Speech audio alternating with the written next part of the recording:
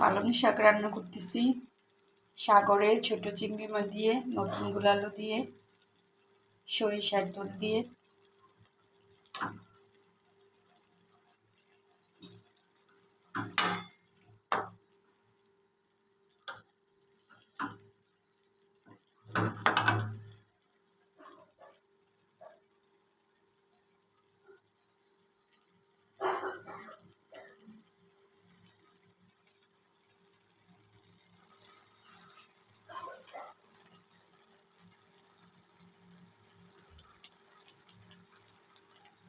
পালং শাক চিংড়ি মাছ দিয়ে রান্না করলে অনেক মজা হয়।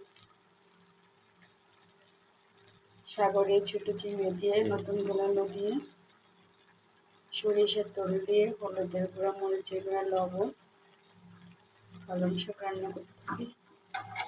দুপুরবেলা গরম ভাতের সাথে পালং শাক খেতে অনেক মজা হবে।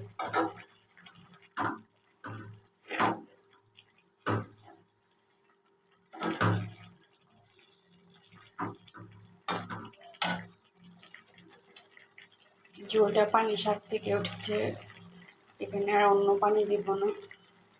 পানি ইউজ করলে তরকারি স্বাদ নষ্ট হয়ে যায়।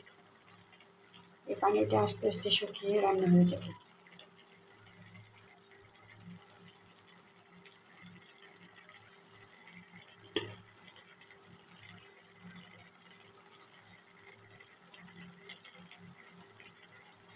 সাগরে চিংড়ি দিয়ে পালং শাক, নতুন গুলালু দিয়ে অনেক মজা হয়।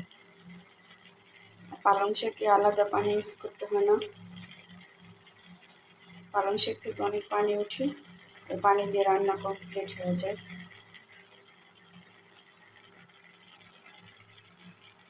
দেখে মনে হচ্ছে অনেক মজা হবে, অনেক সুন্দর একটা ফ্লেভার আসছে।